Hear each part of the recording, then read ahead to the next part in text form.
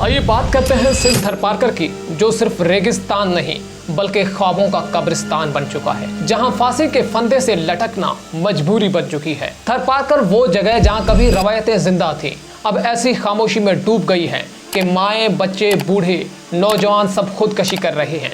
ऐसा क्या दर्द है जो जीने की उम्मीद ही खत्म कर देता है। तसव्वुर करें, एक 15 साल लड़की, उसका नाजुक जिस्म इस्लाम कोर्ट के करीब एक गांव में दरख्त से लटका मिलता है। उसके ख्वाब शुरू होने से पहले ही खत्म हो गए।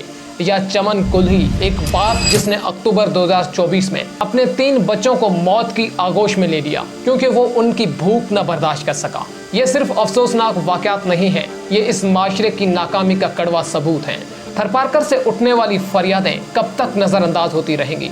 कब तक गुर्बत, भूख और बेबसी की कीमत मासूम जाने चुकाती रहेंगी? अल जजीरा की 2022 की रिपोर्ट के मुताबिक सिर्फ 2020 में यहाँ 100 से ज्यादा लोगों ने खुदकशी की, जिनमें 60% से ज्यादा का ताल्लुक हिंदू मिनॉरिटीज से था। हालांकि वो इस इलाके की कुल आबादी का सिर्फ 45% हिस्सा है।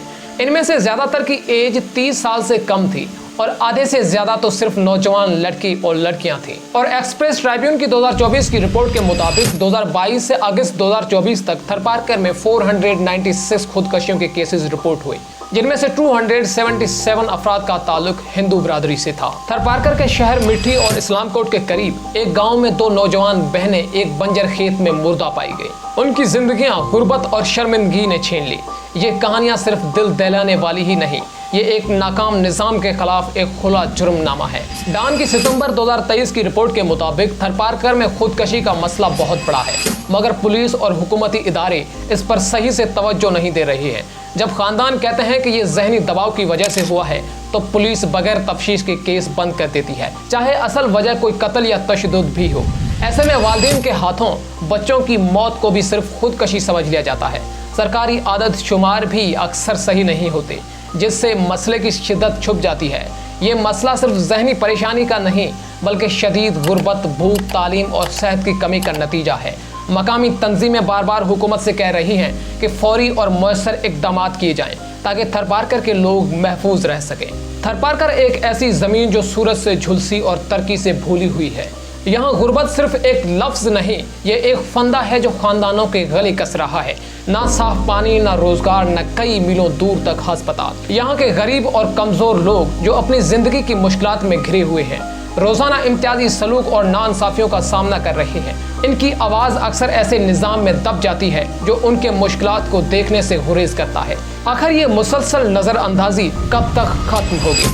द प्रिंट की इस रिपोर्ट के मुताबिक सिंध के डिस्ट्रिक्ट जैसे उमरकोट, मिठी, मीरपुर खास और बदीन में शेड्यूल कास्ट से ताल्लुक रखने वाले अफरादों में खुदकशी की तादाद सबसे ज्यादा रिपोर्ट हुए हैं। इसकी बड़ी वजह है गुर्बत, कर्जों का बोझ, समाजी इम्तियाज और जहनी सेहत के रिसोर्सेज की कमी। ये हालात इन कम्युनिटीज के लिए जिंदगी को शदीद मुश्किल बना रहे हैं। थरपारकर में खुदकशी एक ऐसी जिंदगी है जो बचाई जा सकती थी, एक ऐसी कहानी जो खत्म न होनी चाहिए थी।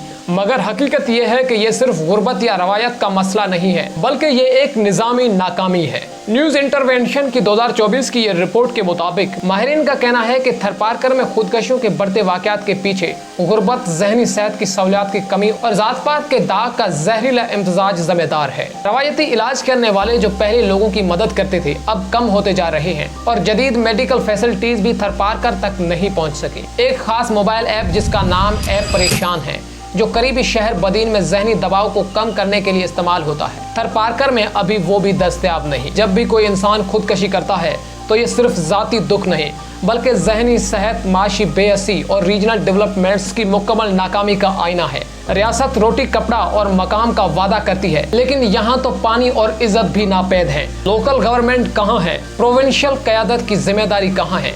और मीडिया चंद दिन बाद खामोश क्यों हो जाता है? अगर हर साल यही दोहराया जा रहा है तो ये मुआज़ बदकिस्मती नहीं बल्कि दानिशताना गफलत है, और बार बार की गई गफलत जुर्म बन जाती है। हमें इसे तकदीर कहना बंद करना होगा और इसे काबिल रोक क्राइसिस मानना होगा। अब सवाल ये नहीं है कि ये सब क्यों हो रहा है, असल सवाल ये है कि ये सिलसिला आखिर कब तक जारी रहेगा।